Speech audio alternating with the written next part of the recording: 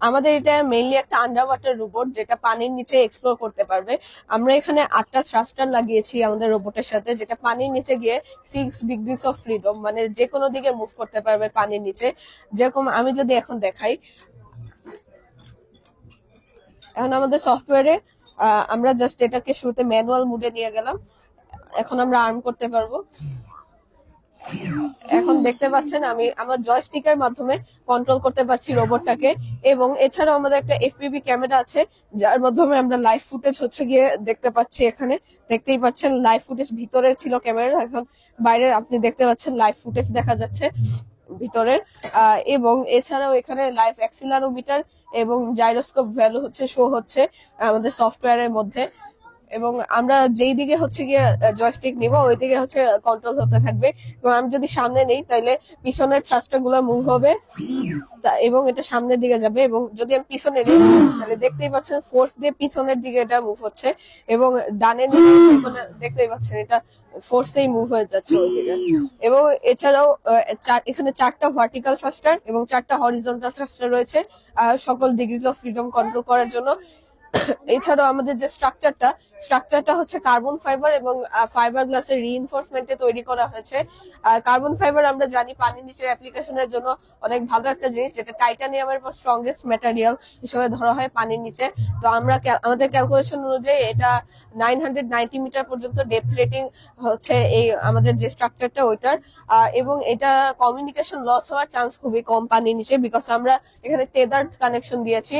যেহেতু wireless communication এত ভালো কাজ করে না, তাই আমরা টেদার্ড কানেকশনের মাধ্যমে আমরা আমাদের রোবটটা কন্ট্রোল করতে পারবো।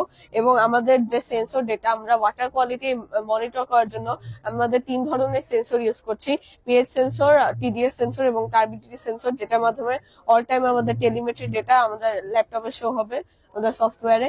এবং আমাদের 3টা মেইন ফিচার রয়েছে, যেটা আমার ফ্রেন্ড আহনাফ বলবে। আচ্ছা, আমাদের 3টা মেইন ফিচার, যেটার মধ্যে হচ্ছে microplastic reduction, algal blooms, arsenic contamination. এর সাথে আমাদের রয়েছে হচ্ছে মাইক্রোপ্লাস্টিক রিডাকশন কথা তো আমি বলেছি। এটা রয়েছে জিপিএস ট্র্যাকিং, তারপর manually controlling under water food chain maintenance এবং ইকো সাস্টেনেবিলিটি, তারপর biodiversity conservation of under water. So আচ্ছা, এই ফিচারগুলো আগে কিভাবে কাজ করবে? আমাদের রোবটে আমার ফ্রেন্ড বলেছে যে 3টা সেন্সর রয়েছে। এই 3টে সেন্সরের মধ্যে সেই সেন্সর গুলো হচ্ছে পিএস সেন্সর, টিডিএস সেন্সর এবং হচ্ছে টার্বিডিটি সেন্সর। সেই সেন্সর দ্বারা যখন একটা ওয়াটার কোয়ালিটি ডাটা হচ্ছে সেন্স করা হবে, তখন যদি আমাদের একটা অ্যাভারেজ, আমাদের কোডিং এ হচ্ছে অ্যাভারেজ একটা দেওয়া আছে যে এই কোয়ালিটি নিচে যদি যায় তাহলে সেই পানিটা খারাপ, আর যদি এর উপরে ভালো যায় তাহলে সেই পানিটা অ্যাভারেজলি গুড। সো এটার জন্য হচ্ছে যদি আমরা দেখি যে আমাদের অ্যাভারেজের জন্য কম, তাহলে সেটার জন্য আমাদের 3টা ফিল্ট্রেশন সিস্টেম রয়েছে। এটা হচ্ছে আমাদের যে কোনো বাসা বাড়ির সময় আমরা দেখি যে সবার ফিল্টারে এই 3টা ফিল্ট্রেশন সিস্টেম থাকে। সো এটা নিয়ে আমাদের প্রজেক্টে অল টাইম হচ্ছে একটা পিউরিফাই করতে পারবো আমরা। সেটা হচ্ছে প্রথমে সেডিমেন্টেশন করবে, তারপরে হচ্ছে আমাদের রিভার্স অসমোসিস দিয়ে ওয়াটার পিউরিফাই করে যে ডার্ট ওয়াটারটা সেটা হচ্ছে ওয়েস্টেজ হিসেবে বের করে দিবে। তারপরে এর সাথে মিনারেলাইজ করে একটা পিউরিফাইড ওয়াটার বের হবে। এবং এই আমাদের যে রোবটের যে সবগুলো ফিচার, সবগুলো হচ্ছে অ্যাটাচ এবং ডিসটাচ করা যায়। যেমন আমি এখন আমার ফিচারগুলো ডিসটাচ করে রেখেছি। আমার রোবটটা ন্যাভিগেশনের জন্য ব্যবহার করা হয়েছে, এজন্য আমি এখন ডিসটাচ করে রেখেছি। এছাড়া হচ্ছে আমাদের রোবটিক আর্ম রয়েছে, যেটা হচ্ছে আমাদের হচ্ছে আন্ডার ওয়াটার কোনো কিছু যদি কালেক্ট করা লাগে, অ্যালগাল ব্লুমস, তখন আমার একটা স্মল অ্যালগাল ব্লুম, সেগুলো আমরা পেতে পারবো, সেগুলো দিয়ে আমরা রোবটিক আর্ম দিয়ে করতে পারবো। Next feature. এবং আমাদের যে এলজি রিডাকশন, এটার জন্য আমাদের 2 ধরনের এলজির জন্য আমরা কাজ করছি। একটা হচ্ছে মাইক্রো এলজি, যেটা আমরা ইউভি লাইট দিয়ে যেটা করব। সেই মাইক্রো এলজি আমরা ইউভি লাইটের মাধ্যমে ওটার সেলটাকে ডিস্ট্রয় করে যে মাইক্রো এলজি ওটার সংখ্যা কমিয়ে ফেলবো। এবং এর মাধ্যমে এখন যদি আমাদের বড় এলজি হয় তাহলে যেটা আমরা দেখতে পাবো চোখ দিয়ে, সেটা হচ্ছে আমরা আমাদের যে রোবোটিক আর্ম সেটার মাধ্যমে এক ক্লিকে হচ্ছে জয়স্টিকের এক ক্লিকে হচ্ছে গিয়ে আমরা ইজিলি ওটা গ্র্যাব করে তারপর হচ্ছে ম্যানুয়ালি তুলে ফেলতে পারবো। আচ্ছা, এই যেটা আমরা দেখতে পাচ্ছি অ্যাজ লাইক সাবমেরিন, জি হচ্ছে আসলে কতক্ষণ পর্যন্ত পানির নিচে থাকবে না সব সময়ের জন্য? এটা ব্যাটারি না, এটা যে কোনো সময় তুলে ফেলা যাবে। এটা কিন্তু এখন যে ব্যাটারি দিয়েছি এটা হচ্ছে 2 ঘন্টা পর্যন্ত পানির নিচে থাকতে পারবে, তারপর এটাকে রিচার্জ করা লাগবে। এটা কি বৈদ্যুতিক ভাবে চলবে না ব্যাটারির সাহায্যে? আর আমরা সোলার প্যানেল ইউজ করিনি, কারণ হচ্ছে আমাদের এটা আন্ডার ওয়াটার রোবট, এটা পানির নিচে থাকবে, তাই এটা ডাইরেক্টলি সূর্যের আলো রিসিভ করার কোনো চান্স নেই। এটা আমাদের রিসার্চ করতেই মেনলি টাইম লেগেছে এবং আমরা এই যে প্রজেক্টটা এটা তৈরি করেছি 1 মাসের মধ্যে। 1 মাসের প্রজেক্ট।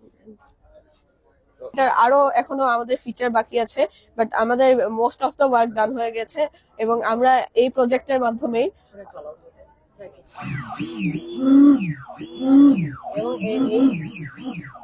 এবং এই প্রজেক্টটা হচ্ছে আমরা এই প্রজেক্টটা নিয়ে আমেরিকার নাসা স্পেস সেন্টার হোস্টন যেটা, সেটা হচ্ছে আমরা একটা কনরাড চ্যালেঞ্জ নামে একটা কম্পিটিশনে পার্টিসিপেট করেছিলাম, সেখানে আমরা সিলেক্ট হয়েছি।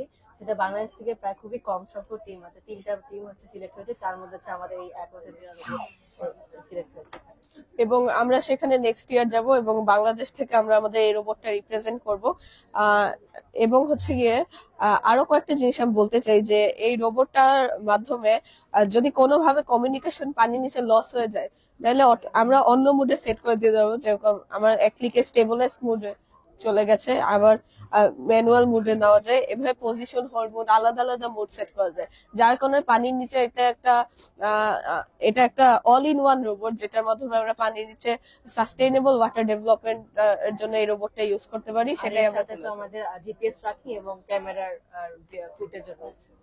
আমরা যে কিছুক্ষণ আগে জানলাম যে কিছু কিছু বাকি রয়েছে কাজ, আসলে কি কি বাকি রয়েছে বলা যাবে? আসলে এখন ফিচারগুলো আসলে আমরা আপগ্রেড করা বাকি রয়েছে, এমনিতে কাজ করা বাকি, এবার ফিচারগুলো যদি আরো ভালোভাবে আপগ্রেড করতে পারি শুধু এইটাই। যেরকম আমাদের মাইক্রোপ্লাস্টিক ক্লিনিং এবং এলজি রিডাকশনের যে সিস্টেমটা ইউভি লাইটের, ওইটা এখন আমরা আপডেট করছি, তারপর হচ্ছে কি আমাদের এটা ফুললি কমপ্লিট হবে।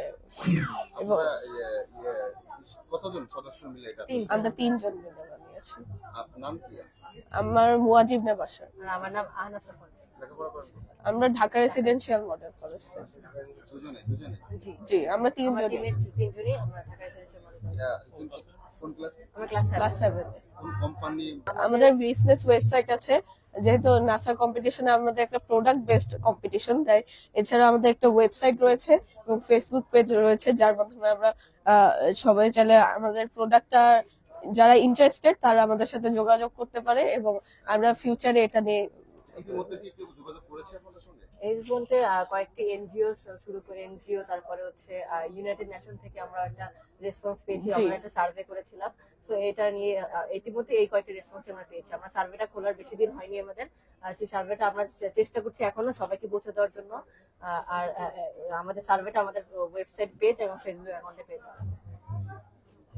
সেক্ষেত্রে আসলে সর্বশেষ আপনাদের গোলটা কি, পরিকল্পনাটা কি লাস্ট?